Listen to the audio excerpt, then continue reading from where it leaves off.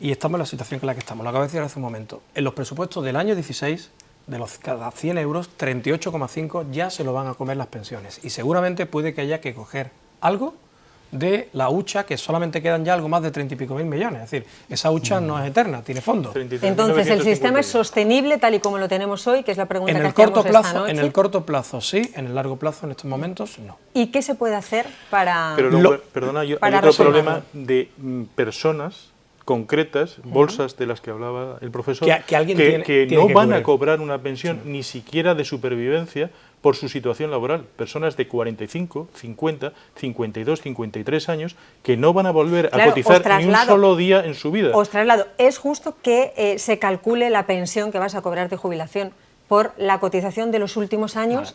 Hay mucha gente que a lo mejor pierde su trabajo en los últimos años. Esto está ocurriendo desde que ha comenzado la crisis. ¿Habría que cambiar ese sistema? En las 3 reformas que se han hecho, la base de las 3 reformas ha sido la misma. Ha sido intentar lanzar una pelota hacia adelante para retrasar el problema de viabilidad financiera. ¿Y cómo se ha hecho? Muy fácil. 1, retrasamos el acceso a la jubilación, en la línea que antes comentabas, porque también vivimos más y tenemos que ser conscientes que no podemos recibir pensión casi más años de lo que hemos cotizado, estoy exagerando. Segundo, ampliando la base para el cálculo para que la media salga más bajita y por lo tanto menos gastos, y restringiendo o haciendo que esos años sean los últimos 25. Claro, el problema que nos estamos encontrando es que cuando uno tiene una vida laboral normal, los últimos 15 años se te calculaba antes, te lo calculan sobre 25, bueno, baja algo tu cómputo, pero ocurre el problema que estás diciendo, hay gente que ha perdido el empleo durante. Y eso lo que hace es que su base de cotización para el cálculo se le viene abajo. Pero lo único que se está haciendo, y perdón por lo que voy a decir, es juegos en el trilero para intentar que con el dinero que hay se pueda seguir manteniendo el sistema. Pero un sistema que en el corto plazo va a funcionar, pero que en el medio y en el largo quebrará. Y la única fórmula que existe es reformar el sistema de pensiones. Porque, y se me ha quedado algo en el tintero que no quiero que se me escape, el tocar impuestos así alegremente, lo único que generas, o puedes generar, es distorsión en el sistema, donde allá donde tú lo grabes, ese bien que estás grabando salga del sistema. Si el 0,1% de la riqueza si no es grabar el sistema, el 0,1%, estamos diciendo, 0,1%. El que se vea grabado, ese bien no lo va a tener o no lo va a demandar y va a salir del sistema. La imposición funciona así, cuando tú sabes que te va a grabar... Al final estos son como vasos comunicantes, ¿no? Cuando cierras uno, se va el agua por el otro lado. Si resulta que yo que tengo un bien tipo X, va a haber un nuevo impuesto, o eso va, por muy pequeño que sea, eso crea desincentivo. No se pueden tocar los impuestos tan alegremente, sobre todo en un país como es el nuestro, que tenemos una presión fiscal que ha crecido mucho en el último tiempo, cuando nuestra renta media no es equiparable a la mayoría de los países de nuestro entorno. Con lo cual, cualquier tocar esto genera un problema. Estamos hablando del ¿por dónde va? 1%. Pero al que le toque... Pero estamos hablando del 0,1% de los ricos, de la riqueza, de los que les sobran el dinero. Por mínimo que sea, creas una ineficiencia en el sistema porque desincentiva a ese tipo de productos. Sí, es la realidad. Hay una entrevista que la hace Juan March y Carlos Mar, hace poco en un diario de tirada nacional. Y decía Juan March y Carlos Mar que son los propietarios del fondo de pensiones más grande de España y de dudoso de derecha 100%, ¿no? Como son los más. Y decían ellos, dice, hablando del tema del AVE, dice, a mí que más me da que el AVE tarde 2 minutos, está en la entrevista dicho literalmente, que tarde más minutos en ir a 2 minutos más o 2 minutos menos en ir a Valladolid. A mí lo que me interesa es que ese dinero no se gaste tanto en ese tipo de cosas, y se reinvierta en educación, pensiones.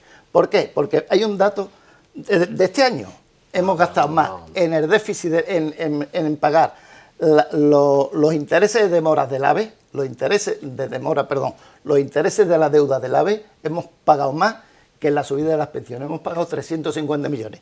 Y la subida de las pensiones este año han sido 271 millones.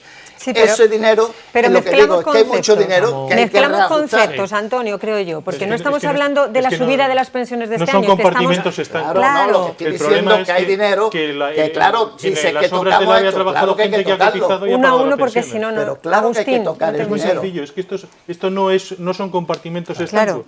En las obras del AVE ha trabajado gente que ha cobrado dinero, empresas que han generado riqueza, que han pagado impuestos, y eso ha pagado muchas cosas. O sea, no es una cosa tan sencilla como lo quito de aquí y lo pongo de allí, porque ese dinero produce. Vamos a mirar a Europa. Vamos a mirar a Europa, si os parece. Manuel, un apunte querías. Sí, solamente una cosa. Hay un tema que no hemos sacado todavía y que está en el fondo de la cuestión.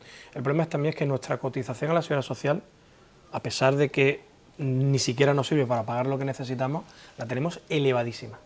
Y eso crea una gran ineficiencia. Estamos en un 30% sobre el coste laboral unitario, es decir, de cada 100 euros, 30 euros son solamente a cotizaciones sociales. Correcto. Y nuestros competidores del entorno europeo tienen unas cotizaciones muchísimo más bajas. Y esto nos hace perder competitividad, y con esto termino. Claro, si yo recorto en seguridad social, en recaudación, me quedo con menos dinero para gastar. Me tengo que plantear si todo lo que gasto en seguridad social tiene que ser, digamos, realizable. Con lo cual, abro la caja de Pandora, claro, de que si todo tiene que ser cubierto. ¿Hay algún sistema de pensiones en el resto de Europa? Porque dicen que el danés es quizá el más eficiente. ¿Hay alguno que podríamos copiar, literalmente? ¿Cómo es el sistema de pensiones en el resto de Europa?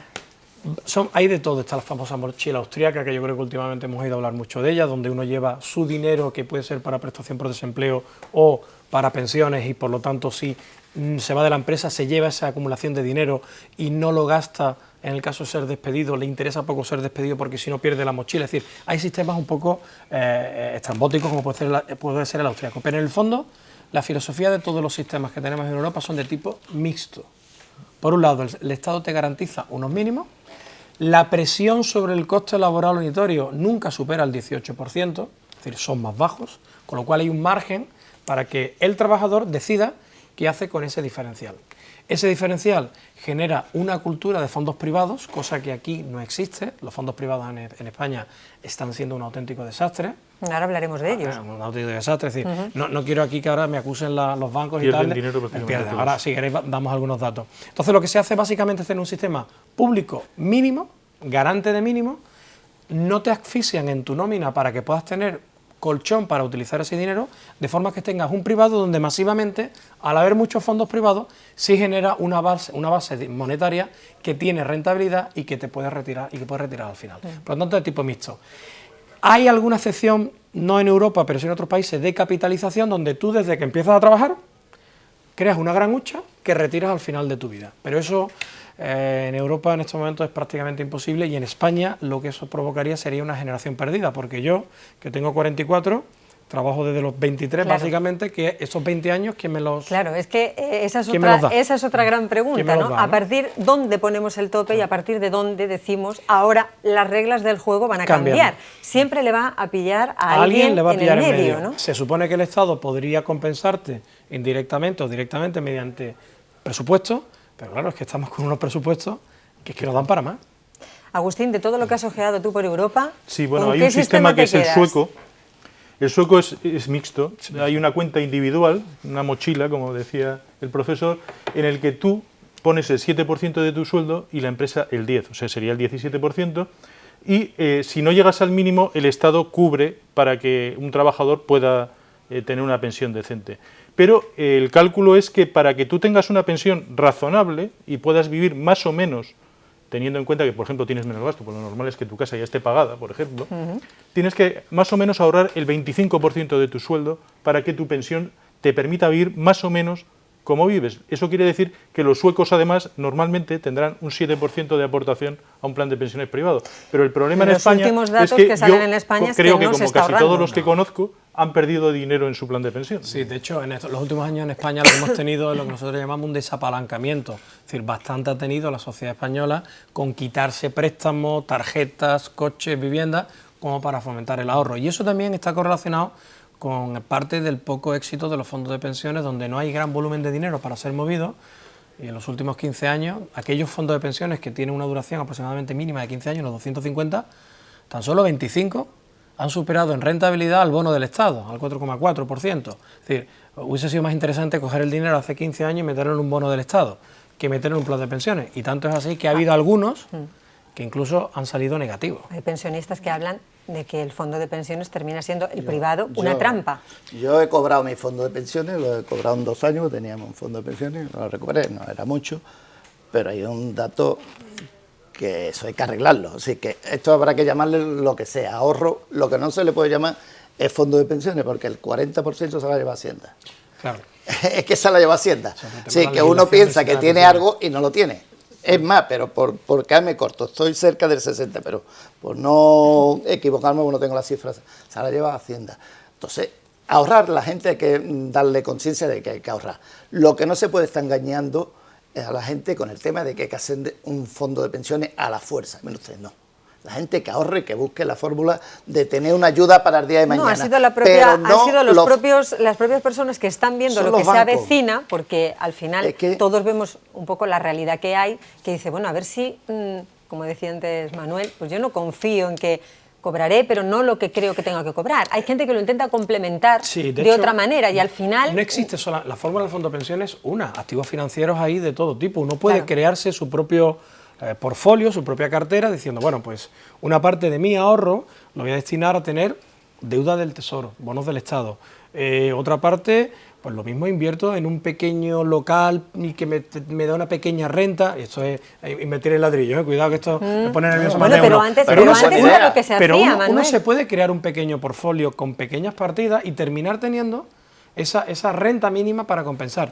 El problema de las pensiones en España, primero que la legislación, yo creo que no es demasiado benévola, lo que realmente hace, como bien apunta, es que tú difieres en tu declaración de la renta tu aportación al fondo de pensiones, ese año no pagas tanto impuesto, pero cuando llega el momento de la retirada, ese incremento de patrimonio que vas a tener en tu declaración de la renta, no tienes que declarar. De repente te salta de tramo y tú si estabas acostumbrado a estar entre el tramo 2 o 3, de repente te vas al tramo 6 y dices, pero bueno, y todo lo que he ahorrado se lo acaba de llevar Hacienda. No todo, pero hay un, digamos, bocado muy importante a ese dinero que has estado ahorrando.